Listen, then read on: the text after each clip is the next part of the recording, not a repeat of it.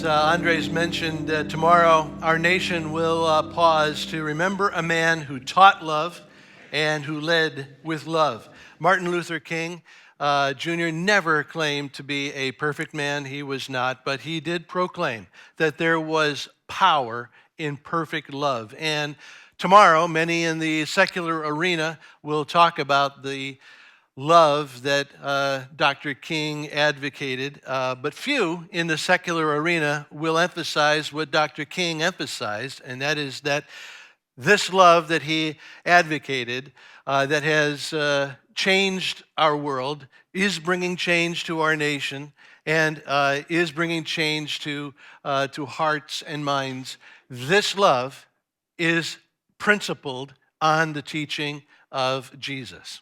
And the question I want to ask today is whether I am applying the love principles of Jesus, whether you are applying the love principles of Jesus to your world. That's an important question. First of all, do you know the love principles of Jesus? And then, of course, the much bigger question is, are you applying the world-changing love principles to your world? Many of us are not. We call ourselves Christ followers, but many of us are not following what Jesus taught about love. And our families show it. Our marriages show it. Our work relationships, our relationships in general tell the sad tale that we are not applying the love of Jesus as he taught it to our everyday relationships. In fact, our relationships tell the sad tale that we're not even trying, to live in the love of Jesus. So let's talk about the love principles of Jesus and what it means to try to apply them to our lives. Not just talk about it, not just sing about the love of Jesus, but to really try to apply the love of Jesus to our real life relationships. The first principle Jesus taught on love is this: love is the most important thing. If you know Jesus, you know that he taught that love is the most important thing in life. This is what Jesus says in Matthew chapter 22. Love the Lord your God with all your heart and all your soul and all your mind. This is the first and greatest commandment. And the second is like it. Love your neighbor as yourself. Jesus said that the most important thing in life is love. Loving God in heaven, loving people on earth. Love is the first thing. Love is the greatest thing. There is nothing more important than love, Jesus taught. Now, when Jesus chose to teach that love is the most important thing in life, Jesus was revolutionary in his day. Today, however, the impact of his revolutionary teaching is blunted by the fact that we live in a culture that has been shaped by Jesus' revolutionary word on love for 2,000 years. We live in a culture that agrees that showing love is the most important thing until we're actually called to do it. We agree that loving God is the most important thing until we learn that the love Jesus is talking about includes some sacrifice, including maybe sacrificing to spend some time in prayer with God or sacrificing some of our income to give to God's work. Oh, we agree that loving people is the most important thing in life until we learn that the love that Jesus is talking about involves some sacrifice in our lives, about maybe being kind to some unkind people in our lives. Oh, we agree that love is the most important thing in the world until we learn that Jesus is teaching us to leave our comfort zone and actually reach out to people in love who may reject us for that very love. We're blessed to have here at Black Rock some students who are passionate about reaching out with the love of Jesus. Our Black Rock High School student ministry forms a group called Fusion. And all the time I get to hear stories about Fusion students who are reaching out with love not only to their peers, but also to people who are much older. One Fusion student told me recently how she was doing homework at Panera, a couple of blocks, just down the Black Rock Turnpike.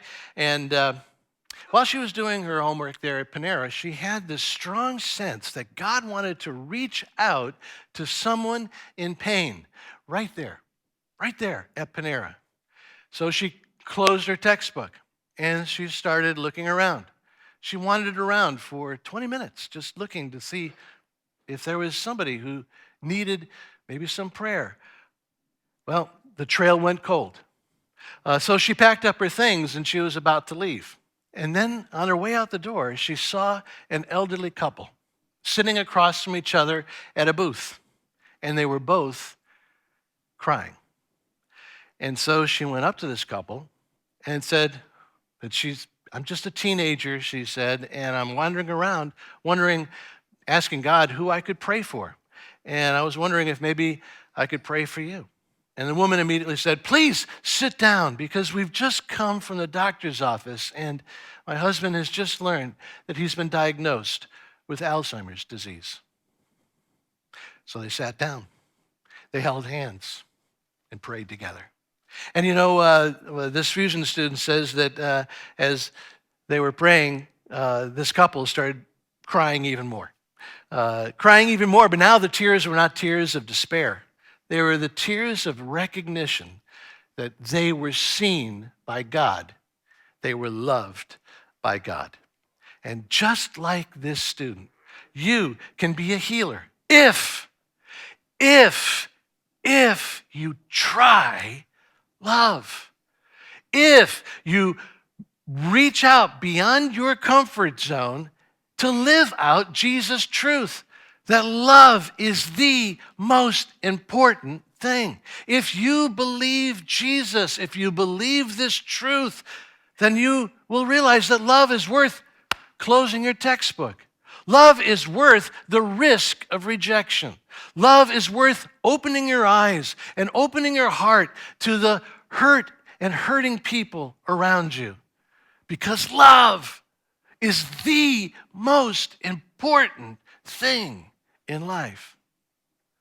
Next, besides teaching that love is the most important thing, Jesus taught another principle about love, and that is that love means self-sacrificial action. Now, this gets to the heart of how Jesus defined love, and how Jesus defined love is different than how we usually define love. Today, if you ask people how you define love, they'll say it's a feeling of affection, or they'll say love is this energy that you send out to the world. Jesus says, no, that's not it. Jesus says, love is not a feeling. Love is not an abstract concept. Jesus taught that love is an action. It's a set of actions, self-sacrificial actions. That's why over and over again, Jesus commands his followers to love. Jesus knows you can't command a feeling because love is not a feeling in Jesus' definition. Jesus in John chapter 15 says, "This is my command, love each other." Where the word love is coming to us in Greek. Jesus' love lessons in the Gospels come to us in Greek, where Jesus' word for love is the Greek word agape. And in Greek, agape refers to unselfish, self-sacrificing love. Now, Greek has many other words that refer to love. Some of them have to do with feelings of affection for your family, or feelings of affection for a friend. But the gospel writers specifically refer to Jesus' love as agape, self-sacrificing, active love. So when Jesus teaches me to agape my neighbor, my nearby, my neighbor, the love Jesus has in mind is doing specific acts, acts of service, service that involves an investment of my time, of my energy, and my effort. So that means if I'm a supervisor, I can't just say I love my employees in my workplace. Love is actually listening to my employees and then trying to respond to their needs in a practical, specific ways and encouraging them. If I'm a student, love isn't just saying, I love my family. It's actually spending time with my kid brother. It's actually spending time showing my kid brother that I care about him and I'm willing to welcome him into my life and show that I care about him. If I'm married, love isn't just saying I love my spouse. It's sacrificing my personal demand to be made happy first and actually focusing on sacrificial acts that make my spouse happy first. So I'm convinced that for most of us, God wants to teach us agape at home. But unfortunately, many of us aren't even trying. We're not even trying love. We're not even trying to follow Jesus' love in our home. Maybe you're a spouse who used to try, but now you've given up. Or maybe you're a spouse who never even started. Maybe you're a spouse who, from the very beginning, from your wedding day, there was this unspoken expectation for your spouse that goes like this. Your job is to make me happy. And if you make me happy, then I might make you happy. This, if you make me happy, then I'll make you happy contract is a formula for marriage disappointment. And it's the opposite of what Jesus teaches in terms of agape love. When you have a wife saying, I'll make you happy when you make me happy, and you have a husband saying, no, I'll make you happy when you make me happy, what you have there is a stalemate. If your marriage is a stalemate today, the only hope is for Jesus' love.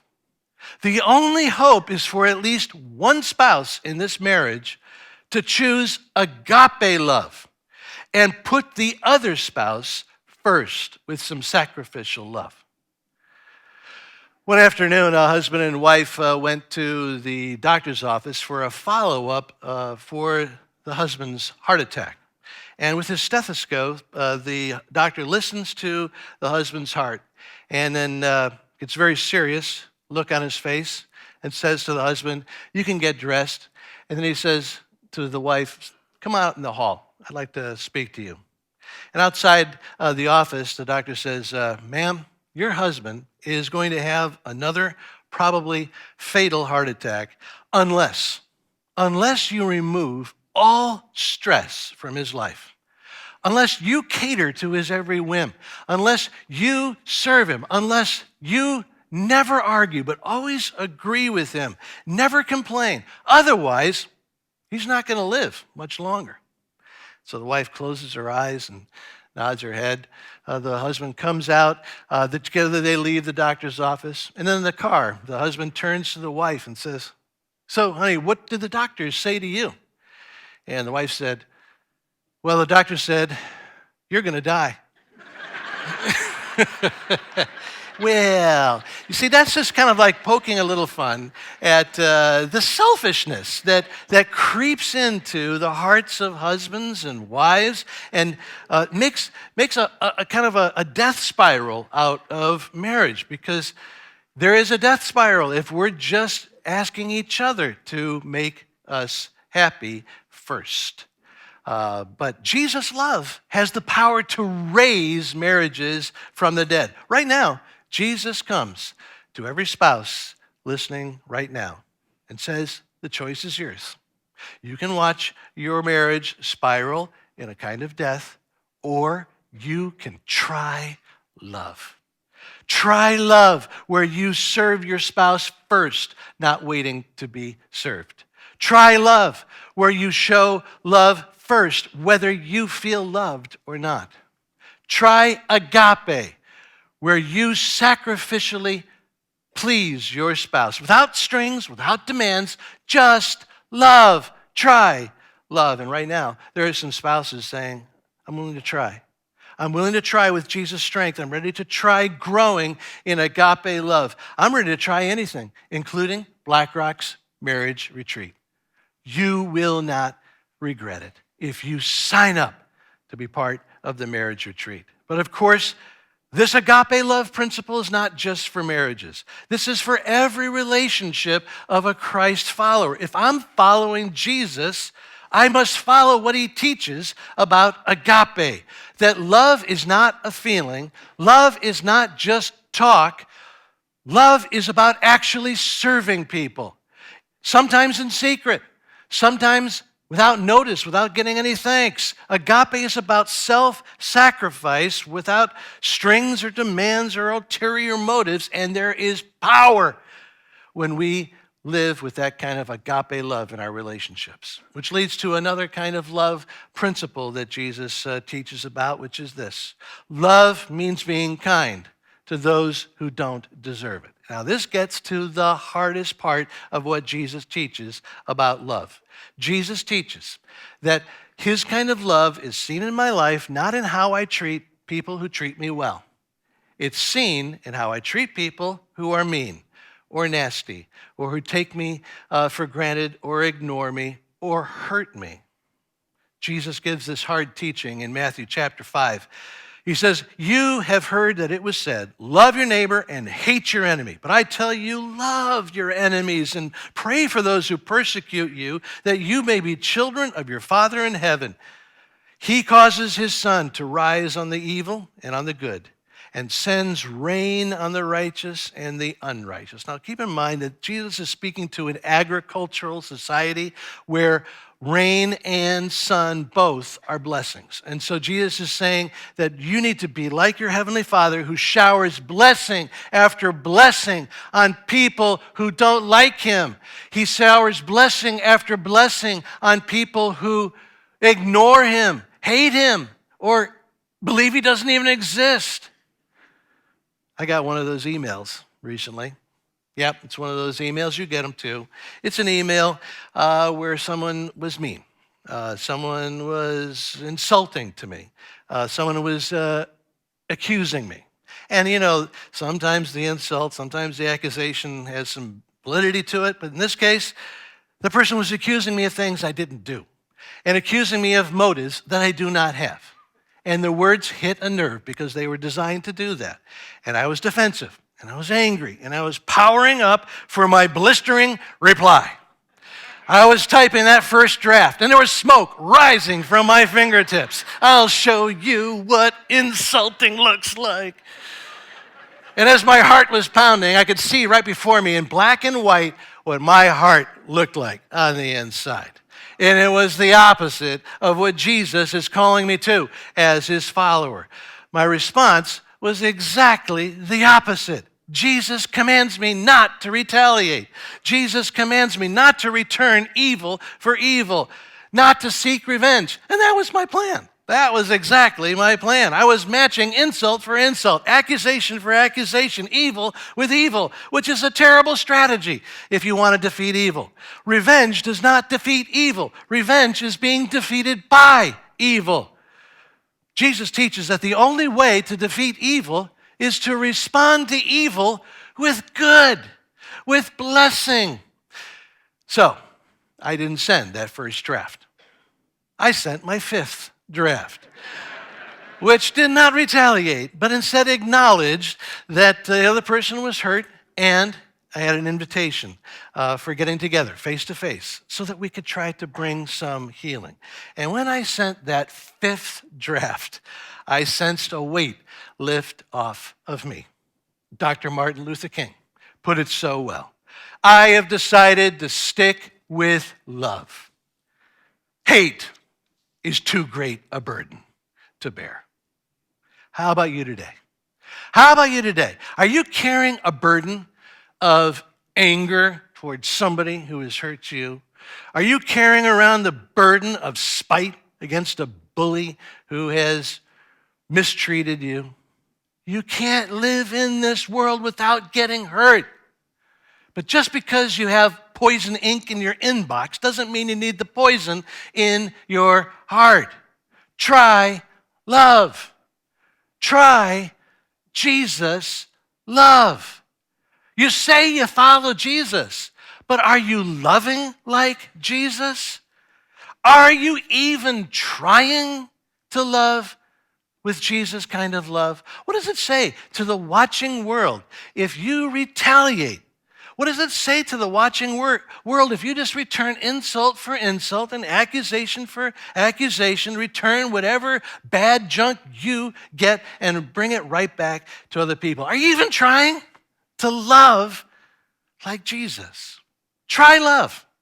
Respond to evil with good, the good of forgiving someone who doesn't ask for that forgiveness. Try the good of praying blessing on a difficult person in your life.